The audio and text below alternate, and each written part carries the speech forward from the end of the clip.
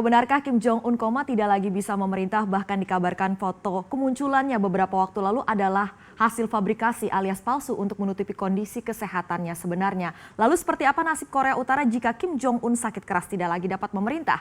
Kamu penasaran? Sama. Coba kita akan satukan kepingan-kepingan puzzle ini dalam misteri Kim Jong-un koma berikut ini.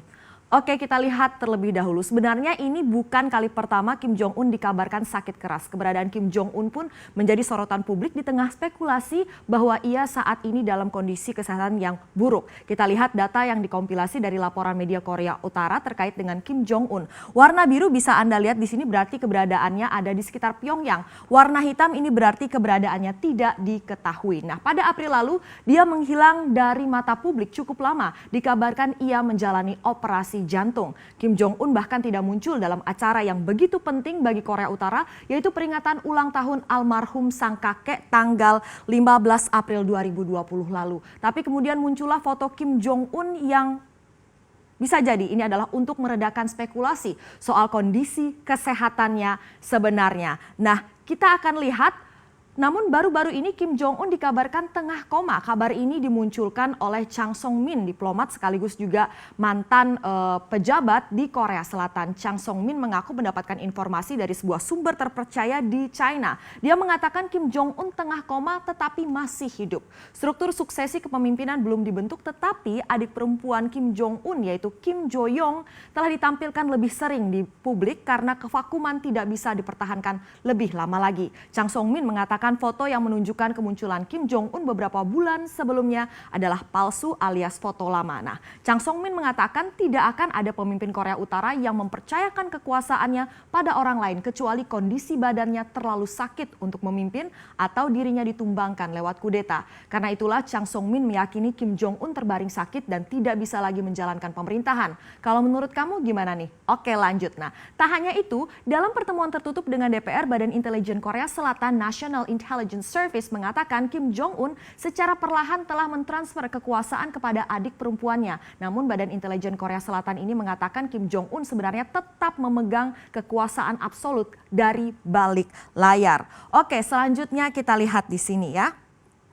Nah, kondisi kesehatan pemimpin Korea Utara merupakan kerahasiaan yang paling dijaga di muka bumi ini sekaligus menjadi target utama tim intelijen dunia. Contohnya saja, berita meninggalnya dua pemimpin Korea Utara sebelumnya yaitu Kim Il-sung di tahun 1994 dan juga Kim Jong-il ayahnya Kim Jong-un pada 2011 ini mengejutkan dunia karena tidak ada yang bisa membacanya pada waktu itu. Badan Intelijen Korea Selatan mengatakan hanya segelintir orang dalam yang punya informasi real time apa yang sebenarnya terjadi dan kapan tepatnya kedua pemimpin ini meninggal dunia. Nah, saat Kim Jong-il terserang stroke tahun 2008, hal ini dirahasiakan selama berminggu-minggu sampai kemudian intelijen Amerika Serikat mendapati adanya komunikasi antara Pyongyang dengan sekelompok dokter di Prancis. Ternyata kondisi Kim Jong-il saat itu begitu buruk sampai tak mampu menggosok giginya sendiri. Nah, kemudian kita akan lihat flashback ya.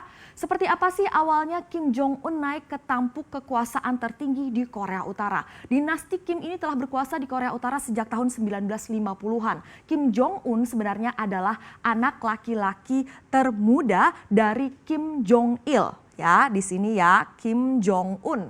Namun justru dia yang dipilih ayahnya sebagai penerus. Kim Jong-un adalah putra Kim Jong-il dengan pasangan ketiganya.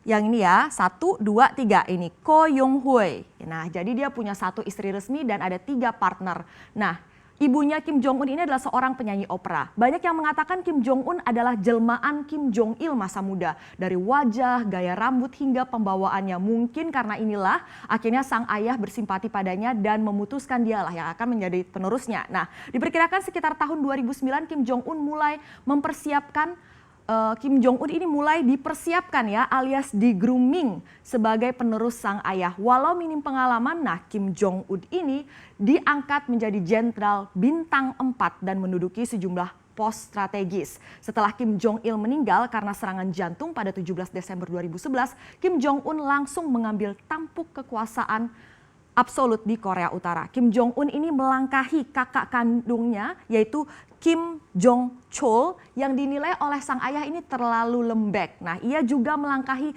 kakak tirinya yaitu dari istri pertama Kim Jong Il, Sung Hae-nim. Nah, kakaknya bernama Kim Jong Nam. Mungkin familiar ya dengan Anda. Ini merupakan putra tertua Kim Jong Il.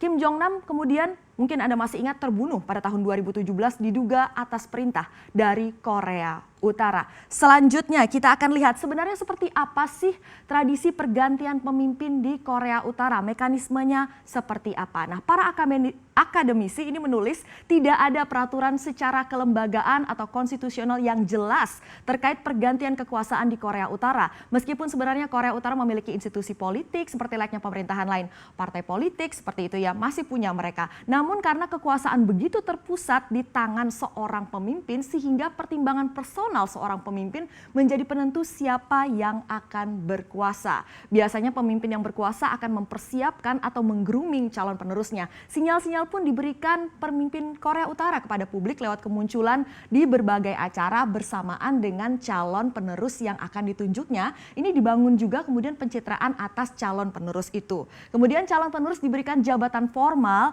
baik di partai maupun juga di militer. Nah, ada kalanya proses grooming ini memakan waktu yang cukup panjang. Seperti saat terjadi pergantian kekuasaan dari Kim Il Sung ke Kim Jong Il. Proses groomingnya itu cukup lama, bertahun-tahun. Namun dalam kasus Kim Jong Un, proses ini memakan waktu cukup singkat. Nah, kekurangan sistem ini sangat jelas. Krisis transisi kekuasaan maksud saya menjadi pembicaraan setiap kali kondisi kesehatan pemimpin Korea Utara yang berkuasa sedang dalam kondisi yang mengkhawatirkan. Contohnya saat ini ya, seandainya Kim Jong Un ini meninggal dunia, transisi kekuasaan tentu saja bisa terjadi sewaktu-waktu dan tidak ada yang bisa memastikan berapa lama waktu yang dibutuhkan untuk penerus Kim Jong Un untuk mengkonsolidasikan kekuasaannya, karena kan dia harus memenangkan hati militer, kemudian juga partai. Nah, menghilangnya Kim Jong Un karena dikatakan atau dikabarkan telah sakit-sakatan ini, maka sebaiknya Kim Jong Un melakukan langkah-langkah pendahulu yang sebelumnya, yaitu sebelum mereka meninggal dunia, telah mempersiapkan atau meng-grooming calon penerusnya. Namun sejauh ini Kim Jong Un belum memberi sinyal yang jelas kepada publik siapa penerus yang diinginkannya, hingga spekulasi soal penerusnya pun bermunculan. Sayangnya nih, konstitusi Korea Utara juga tidak mengatur secara detail proses peralihan kekuasaan. Seperti ini ya, unsur dinasti dalam kekuasaan politik sangat besar di Korea Utara, konsentrasi kekuasaan absolut di tangan pemimpin dan ketiadaan mekanisme kelembagaan untuk pergantian kepemimpinan.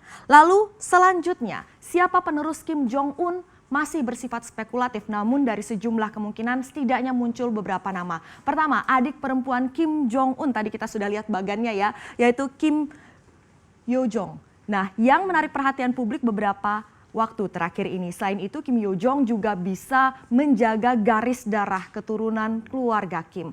Alternatif lain adalah pamannya Kim Jong Un, yaitu Kim Pyong-il yang baru saja kembali ke Korea Utara setelah menjalani beberapa tahun misi diplomatik di Eropa. Atau nih bisa juga untuk pertama kalinya dalam sejarah, kekuasaan tertinggi di Korea Utara diberikan pada pejabat militer atau politik di luar keluarga Kim.